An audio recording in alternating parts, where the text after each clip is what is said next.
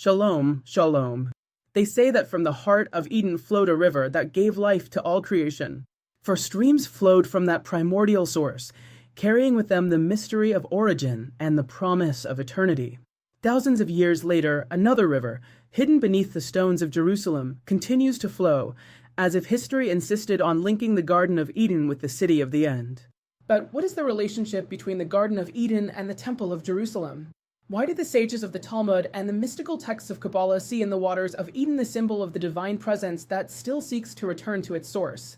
Today, in this class, we will explore that sacred connection, the path of the waters that flow from Eden to the Temple Mount. Because whoever understands the meaning of those waters, understands the secret of the human soul, the purpose of the world, and the hidden heartbeat of history. This is Abel Flores. I remind you that this class is part of our free course on the Mishnah, which is a tool that allows us to contextualize biblical data to better understand it despite the centuries that separate us from those events. Without further ado, let's begin. Now, let's begin today's lesson on our Mishnah, a teaching located in Tractate Mishnah Berakhot 4.5, which reads as follows: One who prays should direct his heart toward the Beit HaMikdash, the temple. One who is traveling riding a donkey should dismount and pray calmly. If he cannot dismount, he should turn his face toward the temple. And if he cannot do so, he need only direct his heart toward the house of the Holy of Holies, Kodesh HaKodeshim. So, having read this basic text, let's do an in-depth study of all these things. The Mishnah establishes a series of requirements for the Amidah while traveling. 3 things to know. First, dismount the donkey and pray calmly, Yishiv Hadat in Hebrew. Second, if he cannot, turn his face toward the temple while riding the animal. And third, if the latter is not possible, then direct your heart toward the Holy of Holies. This structure already suggests halakhic priorities, that is, how to follow the commandment to pray tefillah while traveling, because let's remember that in the context of what we are talking about, it is about praying, and making the Amidah. The biblical basis for the direction of prayer is not entirely arbitrary or rabbinic. It is based on the dedication of the first temple by King Solomon. There, it is commanded to pray toward this house / toward the city / toward its land. The differences you see are due to textual variations, depending on the case. See, for example, 1 Kings 8:29, 8:44, and 8:48. In 1 Kings 8 verse 29, the text is found in the prayer of dedication of the temple delivered by Solomon, son of David. Solomon asks God to always keep his gaze on the temple, this house, and on the place where he has said that my name will be there. The request is that God hear the prayer that your servant will pray for this place. This verse emphasizes the idea that the temple is a place where God hears the pleas of his people. Now, in 1 Kings 8 verses 44 to 48, the context of these verses is Solomon's prayer at the dedication of the temple, and the content asks God that, if his people are taken into battle or exile, he will hear their prayers made at the temple and grant them justice. The key point here is that the prayer emphasizes the importance of the people's repentance and praying with all their heart and soul to receive mercy from God, even in captivity. Well, as you see, in the Tanakh or Hebrew Bible, which for some is the Old Testament, there is textual evidence of what we're talking about today in Mishnah Berakhot 4.5 about the Amidah, which is the most important prayer in Judaism. In the Torah, which has been recited 3 times a day since the time of the patriarchs. And please remember not to confuse it with the recitation of the Shema, which is a separate and distinct commandment from praying as a service of the heart, as the prophet Moses wrote. A practical precedent for this theme is found in the prophet Daniel, who prayed with his windows open toward Jerusalem. The full passage reads, when Daniel learned that the decree had been signed, he went into his house, and with the windows of his upper chamber open toward Jerusalem, he knelt down on his knees 3 times a day and prayed and gave thanks before his God, as he had done before. Daniel 6 verse 10.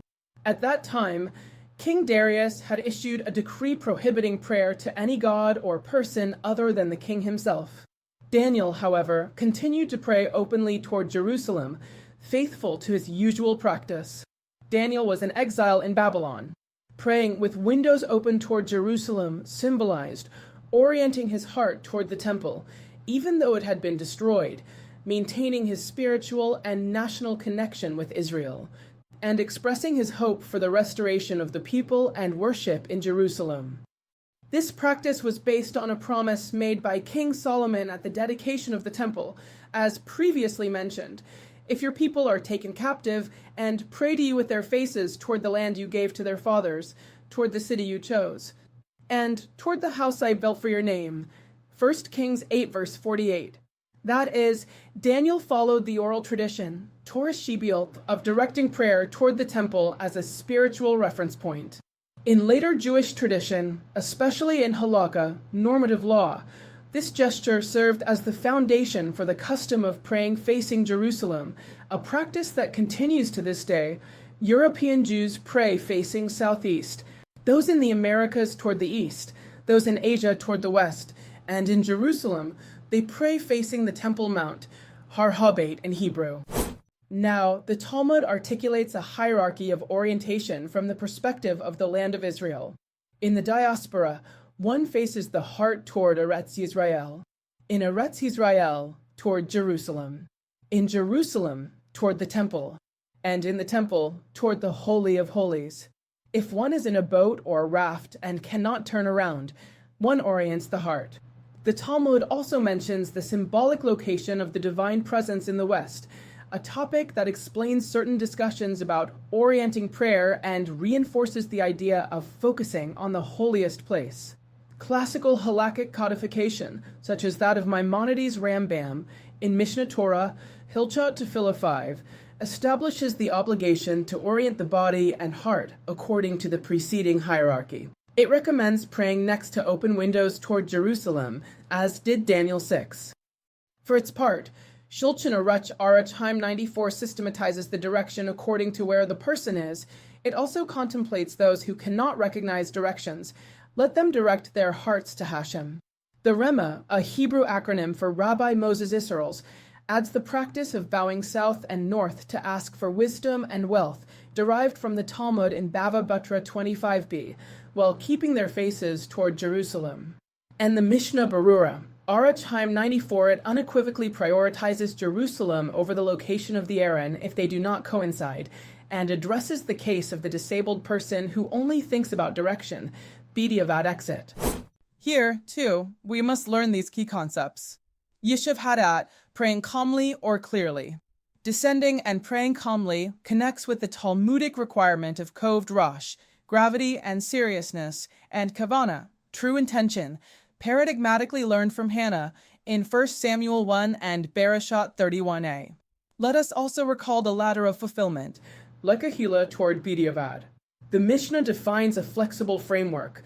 The optimal approach is to stand calmly and orient oneself, if not face, if not heart. The codes confirm that objective impossibility exempts one from physical orientation without invalidating the Amidah.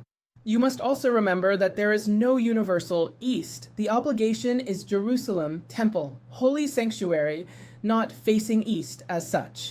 Hence the ancient technical controversy about compass heading versus great circle trajectory. The substantive halacha is pointing toward Jerusalem. Contemporary casuistry regarding travel by car, train, or plane has a principle. Stop and pray standing when it is safe. Otherwise, sit and pray with kavanah, prioritizing safety, analogous to the Mishnah's donkey/boat. On airplanes, contemporary poskim, e.g. Rabbi Herschel Schachter, also Igorot Moshe, permit sitting prayer if standing causes discomfort or risks. The orientation does not invalidate it if it is not feasible. Modern halakhic astronomical services explain that, from many cities, e.g. New York, the Great Circle heading to Jerusalem is northeast rather than east, and several rabbis favor this as a better implementation of pointing toward Jerusalem. In practice, both customs exist. What is binding is to face Jerusalem, not a fixed cardinal point. Now, what is the theology or meaning of the directed heart? The verse, directing the heart, emphasizes that the core of prayer is kavanah and awareness of the place. Therefore, in the face of material impossibility, the intention fulfills the goal of connecting with the site where the presence was revealed. And right now, we have to study the city of Jerusalem in Judaism, according to the Torah, the Talmud, the Midrash, and even the Zohar. The biblical core, Torah and Nevi'im/Ketuvim, says the place that God will choose, Deuteronomy centers worship in Hamakom Asher Yivjar Hashem, without naming it. Rabbinic tradition identifies it with Jerusalem when Solomon built the temple on Mount Moriah. See, for example, Deuteronomy 12 and 12:5, and the explicit identification in 2 Chronicles 3 verse 1. Jerusalem as memory and vow. The Babylonian exile crystallizes the formula. If I forget you, Jerusalem, may my right hand wither away. Psalm 137. It is the consecration of Jerusalem as the ultimate joy even in exile. In the daily liturgy, Jerusalem is like a pivot of Jewish prayer. In the Amidah or Shemoni Esra, as it was known in Mishnah times the blessing, V'ila Yerushalayim Urcha calls for divine return, the reconstruction of the city, and the restoration of David's throne, and it closes with Bonei Yerushalayim, meaning on the reconstruction of Jerusalem. Also in Birkat Hamazon, the prayer of thanksgiving after eating, which we studied in the last class of this free Mishnah course, the third blessing of Birkat Hamazon supplicates for Jerusalem, Zion, and the house of the great and holy name, Rakem Na, Al Yerushalayim Urcha. This structure is normative in all rights, especially since the codification of the Shulchan Aruch at the beginning of the 16th century. In the Midrash, Jerusalem is a symbol of the center of the world. Axis Mundi.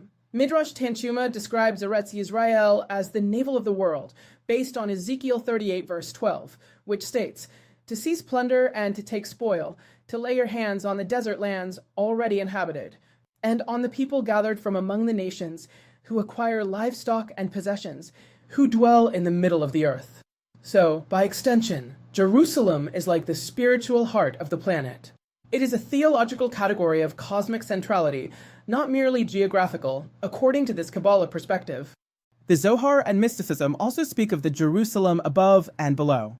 The Zohar formulates the famous duality of Yerushalayim Shel Ma'ala, heavenly, and Shel Mata, earthly. What is below reflects what is above. The harmonization of both is the goal of sacred history.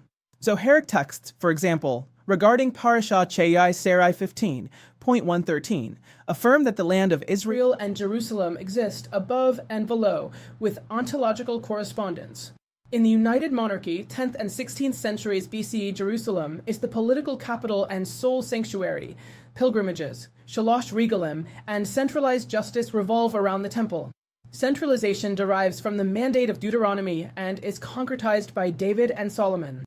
In the exile and the Second Temple, the destruction of the First Temple in 586 BCE transforms Jerusalem into a symbol of hope. From then on, the daily liturgy, the fast of the 9th of Av, and the Jewish table, Birkat Hamazon, maintain the expectation of reconstruction.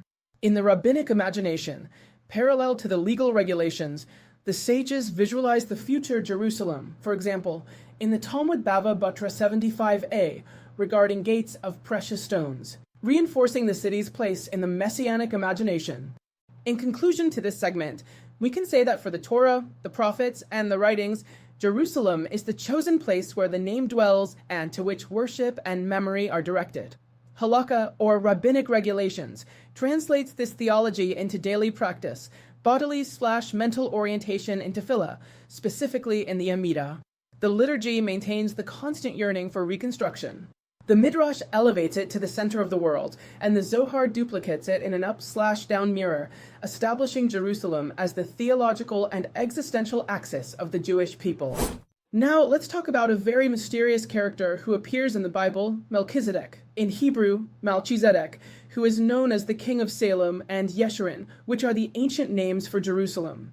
The basic biblical texts here are Genesis 14 verses 18 to 20, which introduces Melchizedek, King of Salem and priest of El Elyon, who blesses Abram and receives tithes from him. The other key text is Psalm 110.4, a priest forever, which in Jewish tradition is often read as referring to the Davidic kingship and its special service in Jerusalem. So we have that the city of Salem is the same as Jerusalem, already in the Bible, as in Psalm 76.2, Salem and Zion are juxtaposed. The explicit identification appears in Josephus, Antiquities 1.180. Who says that afterwards it was called Jerusalem?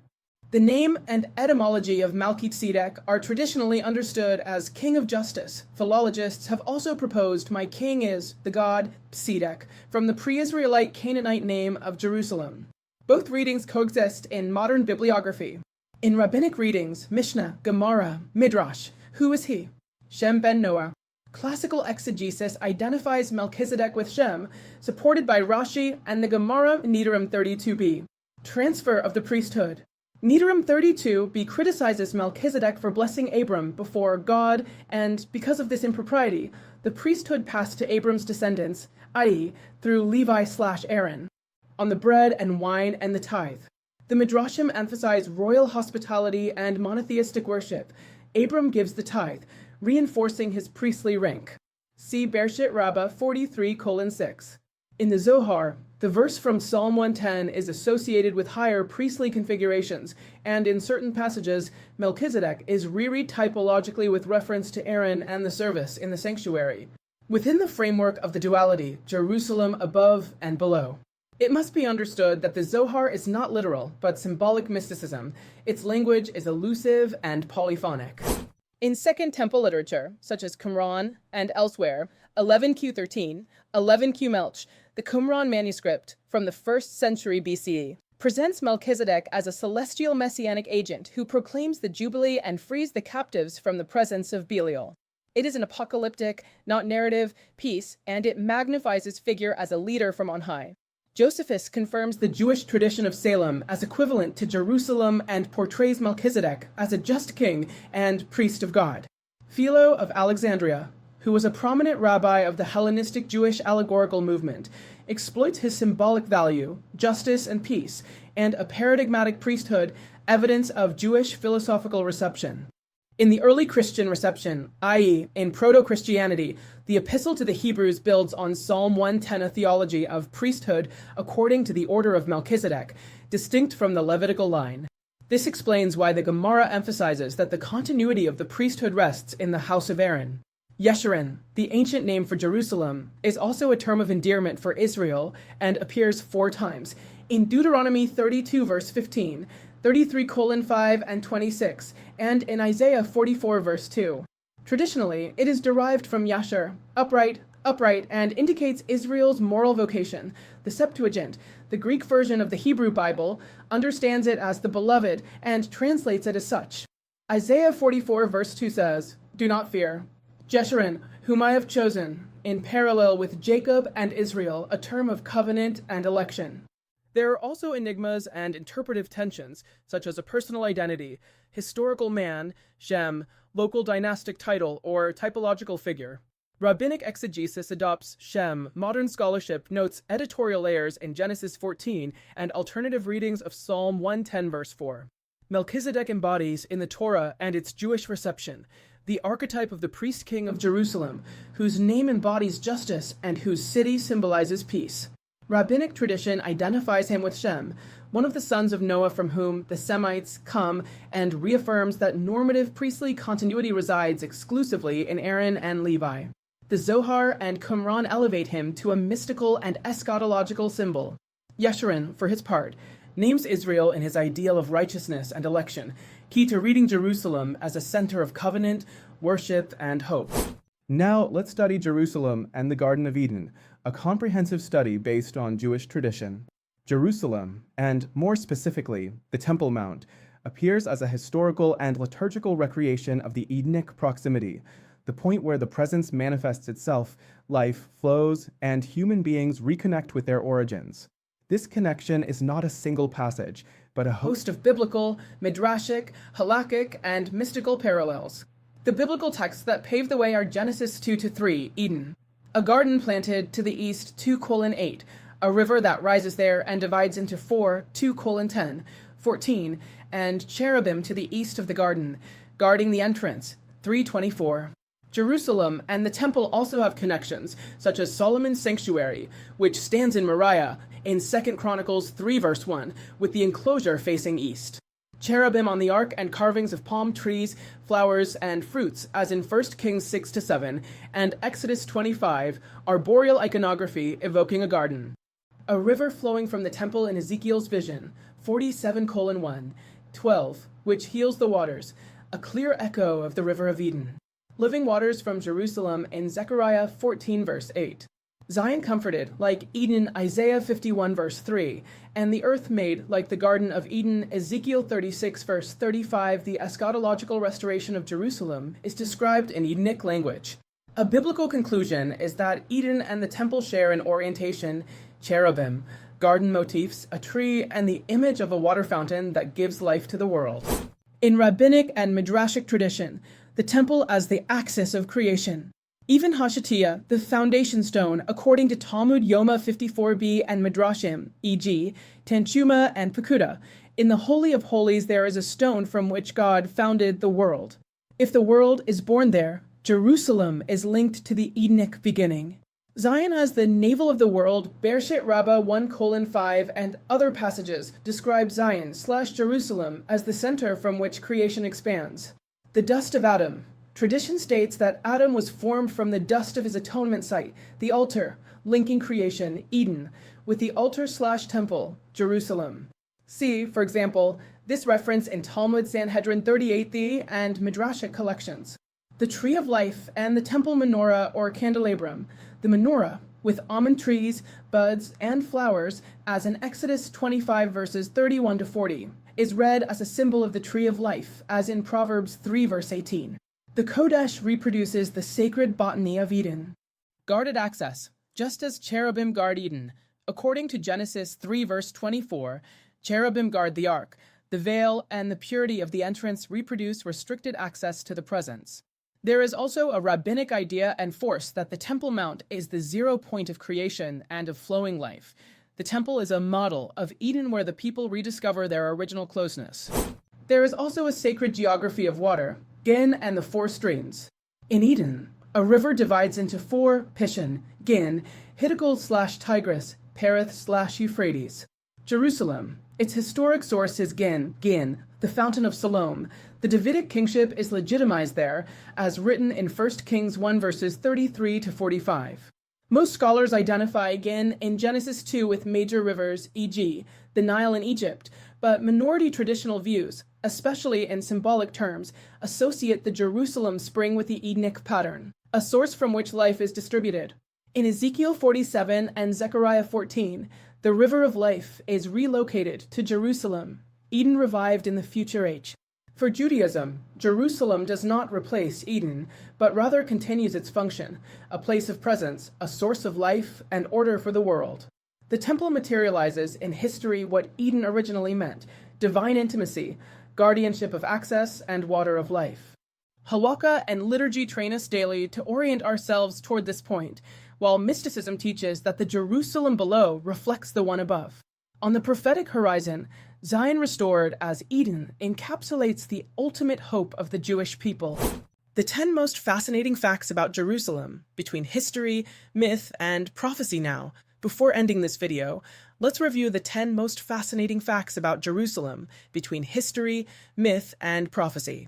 1. The most disputed and sacred place on the planet. Jerusalem has been conquered 44 times, besieged 52 times, razed twice, and rebuilt more than a dozen times, according to the historical records of Josephus and modern sources, such as the Encyclopedia Britannica. 3 religions, Judaism, Christianity, and Islam, claim its spiritual heritage. But the most astonishing detail is that no other city in the world has such a concentration of sacred history in so few square kilometers, a mere 125 square kilometers. 2. It is not mentioned in the Quran. Although Islam considers it its 3rd holy city, the word Jerusalem, in Arabic, Al-Quds, does not appear even once in the text of the Quran. Its sacredness is derived from the Hadith, later Islamic tradition, and the interpretation of the verse about the Prophet's night journey Al-Isra, 17:1, identified with the Temple Mount. 3. The foundation stone of the world. According to the Talmud, Yoma 54b, and the Midrash Tanchuma, the Even Hashatiyah, the foundation stone, is located at the center of the Kodesh HaKodeshim. From it, God began the creation of the universe, and upon it the Ark of the Covenant was erected. This stone symbolizes the cosmic 0 point, the connection between heaven and earth. For Kabbalists, it is the axis of the world, axis mundi. 4. The name Jerusalem is plural. In Hebrew, Yerushalayim ends with a dual plural, ayim. The sages interpret this as a theological mystery. There are two Jerusalems, the one above, heavenly, and the one below, earthly, reflecting each other. The Zohar teaches that when both are unified, the world will achieve final redemption. 5. The orientation of global prayer. From any point on the planet, Jews orient their prayers toward Jerusalem and the Temple Mount, as established in Mishnah Berakhot 4:5, which is precisely what we study today in this class. This daily act transforms the city into a global spiritual center, as if all of humanity symbolically revolved around its heart of stone and gold. 6. The spring that never dried up. The Gin is the only natural spring in Jerusalem that has never dried up, despite 3,000 years of history. It flows through underground tunnels to the Pool of Siloam, where, according to the Gospel of John, Jesus healed a blind man. For rabbinic texts, the Gin echoes the River of Eden, Genesis 2:13, a symbol of eternal life that still flows beneath the city. 7. A city with more than 2,000 names. In the Bible and later texts, Jerusalem receives more than 2,000 poetic appellations: Zion, Salem, Ariel, City of David, Mount of Peace, Throne of God. Each name reflects a different facet of its spiritual identity: justice, beauty, holiness, judgment, mercy. 8. The most recognizable dome in the world does not belong to Judaism. Although the Dome of the Rock, built in the 7th century, dominates the skyline of the Temple Mount, its golden dome today is not a synagogue or a Jewish temple, but an Islamic monument built on the site believed to have been Solomon's temple. Paradoxically, this building became the most widely disseminated visual icon of Jerusalem, even in Jewish and secular contexts. 9. The Western Wall is not from the temple. The famous Wailing Wall, Kotel HaMaaravi, as it is called in Hebrew, did not belong directly to the temple, but to the retaining wall that supported the Mount's esplanade. Even so, the sages teach, according to the Midrash Shemet Rabbah 2:2, that the Shekinah, the divine presence, never left that place, making it an eternal symbol of the Jewish faith. 10. The prophecy of unification. Isaiah 2:2-3 foretells that a day will come when all nations will ascend to Jerusalem to learn the wisdom of God. This messianic vision, common to Jews, Christians, and Muslims, makes Jerusalem the final destination of human history, the point where creation, redemption, and conscience converge. Thus, Jerusalem is not just a city, it is a living metaphor for the human soul, a reflection of what we were in Eden and what we aspire to recover. Its history, its stones, and its waters tell the same story that beats in the spiritual memory of the world, the return to the origin.